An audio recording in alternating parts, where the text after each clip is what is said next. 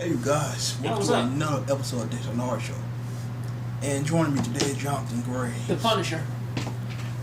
And we gotta talk about Microsoft. I mean, the way they actually got that trade-in program is actually pretty good. You trade in your Xbox One, you get like a good amount of money back for you. Could actually put the rest of the money and get you an Xbox Scorpio. Scorpio that has a lot of power, that has a lot of things going on with it, but there's kind of a small little thing that's kind of going along with that, and it is it? I really hate to stress this though, but it's like, well, I know that there are some games coming out for the Xbox Scorpio, and yes, I know that this thing is supposed to be way more powerful, and that the games that are coming out for it are specifically made for the, well, in this case, X1 vanilla. So of course that's pretty much what it's supposed to be made for. So the question is that if the Scorpio comes out, how long will it actually take them to actually get to produce a game that actually kind of has the same specs as, or at least like utilizes all of the specs of the Scorpio? That's very difficult to say, especially since Xbox kind of has this very nagging problem of like, once they get a game out. In this case, it's the Titanfall problem of like, well, once the Titanfall came out, what else we gonna like strive to play? And for the longest while, well, now we have Scalebound to kind of keep us like interested and whatnot. Well, before it was Quantum Break, that game came out. Interesting. People ain't talking about Quantum Break. They call it one of the biggest flops of this generation. So. Well, I think that still goes to the Order 1886, but I guess that is one of the biggest flops of last year. But this year, however, this generation, it's Quantum Break. It's basically the same type of game. They both 5 hours long, 6 hours long. Yeah, true. And I'm just saying the trading process is pretty good. Hopefully, Sony follows suit for those who want to trade in their PS4. Personally, I'm just gonna pick up a Neo and have my PS4 still. I mean, what's the point of trading in the damn PS4? Pretty much, I just asked the question of, is it really worth it when there's not really too many things like really enticing me to, or at least enticing one to pretty much like be hype about their normal Xbox, you know, to where like that you have all these damage control channels like all over the internet saying like that the Xbox One is the greatest system ever. People still say that shit. People comment on my Instagram like talking about like what's I took a picture of Mario, right? And she was standing there like a whole lot of Xbox One games right there, but he saw a PS4. Like, I ain't knew you had Xbox One. I see a PS4 right there. That was Chris PS4 in the video, you know, in the picture. I'm like, yeah, it's an Xbox One under the PS4. Like, yeah, Xbox One better. I'm like, oh yeah, that's nice to hear. I hate mosquitoes, but anyway. Like, just broke the whole like seriousness of the video, but still though, like no disrespect to the system or pretty much or whatnot, but like of course you do get those people out there, man, who say like, yeah man, Quantum Break is just the same as Uncharted, even though it's not. But still, you look at that and it's like, who the fuck said that? The Mooch said that, but yes, I know.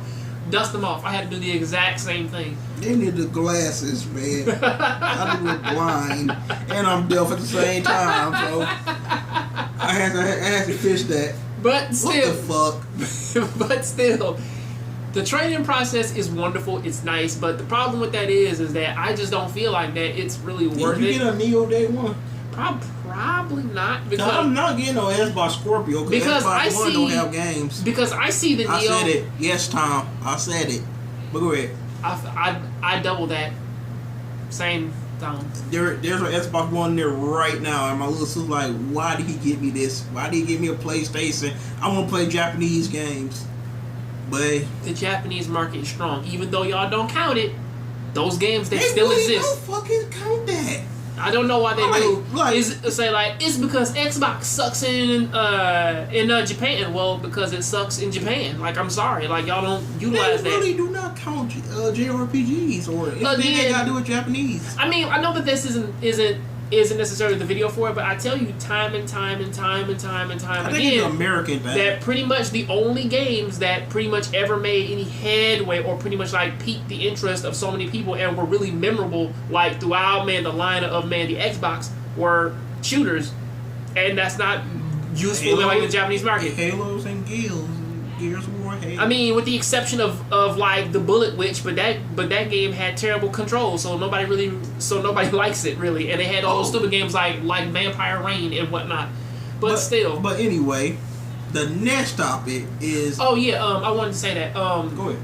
The Neo seems to be. That's what I'm talking. Wait. The next topic is Sony wasting too much time while revealing the Neo? Everybody think they run out of time revealing this thing, even though that the Xbox Scorpio is supposed to come out like at the end of next year, so they could actually wait already to this next E3 to reveal the Neo, because they would give the PS4 like a whole 4 years, like how Xbox is doing.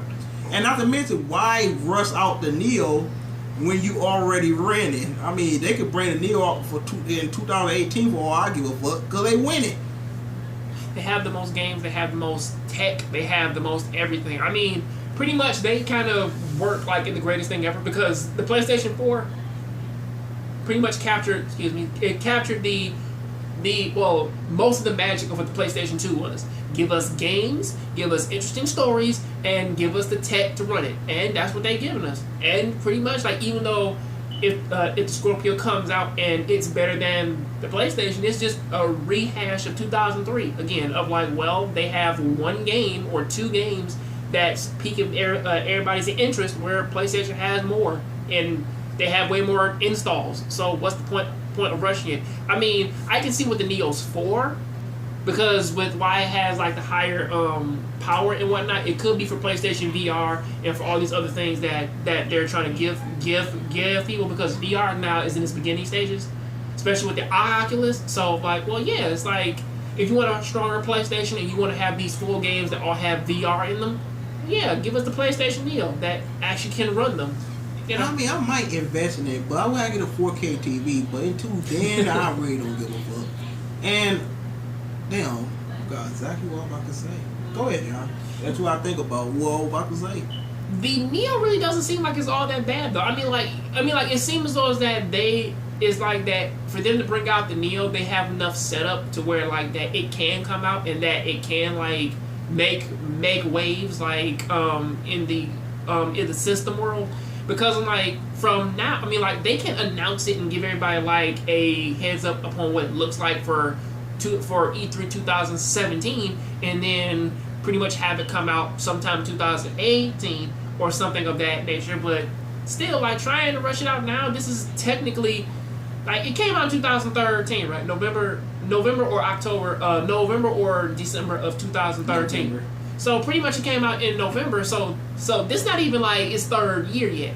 It's still like technically the second year of the PlayStation 3 and the PlayStation 4 or something of that nature. PlayStation 4, the Xbox One. Yeah, because they all came out in like November 2013. I believe, was it November 18th, 19th, 20th? But anyway, it haven't been 3 years yet. I mean, like, it got to get to November, because basically the Xbox Scorpio coming out the 4th year. They said somewhere at the end of 2017, so that's somewhere in November before Christmas. So they give you a whole 4 years. That a year side for an actual generation. So they doing a good thing actually pushing it back that far.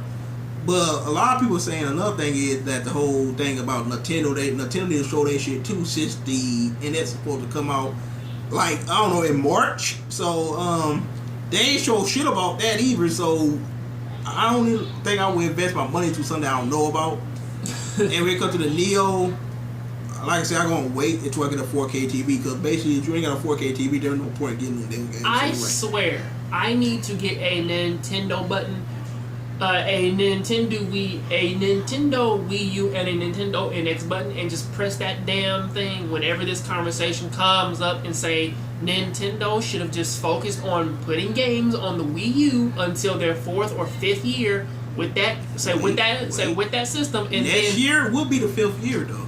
Yeah, they came out a year before the other ones. So. Pretty much. Well, you know, their 5th year will start, but still, this should have been the time to where they were putting out a lot of games, putting out a lot of stuff to actually get the Wii, NX, whole bunch of stuff like that, to clear up this whole thing and get everything like sorted out so that they can focus on news for the Wii U, for the NX, because now all the news that the Nintendo has is Pokemon Go? Well, that's not really even news, really. Like, that's just, man, like, some shit that happened, man, like, a week ago. That pretty much was like, oh, yeah, man, like, this thing is fun to catch Pokemon because it's really nostalgic and it's easy for children. I'm gonna go do that for children, completely around and come back on. For children to play. But for something like that, no, it's like, that's just silly. I mean, like, you know, like, most of our conversations, whenever it revolves around the NX now, is, what is it? What's it about? I can't invest in something that I know nothing about, and pretty much the only thing that they say is well, it's imaginative, it's imagination. We will announce it because we don't want anybody else to steal our idea. So I don't see me putting with some type of big ass pad that you just look at the damn pad and the game at the same time. We ain't got that, so unless you plug the Vita up to it, I guess. And I was telling people that, man, like, in the video for that so long ago, like, that the Vita already had that, so I don't know why that's even coming up in conversation. But yeah, I mean, the PlayStation Portable had it, but whatever. But anyway, tell you guys, make sure to rate, comment, subscribe. We got some more of these videos to do too. So have a good one. You gonna see a whole lot of these. Peace out. Later.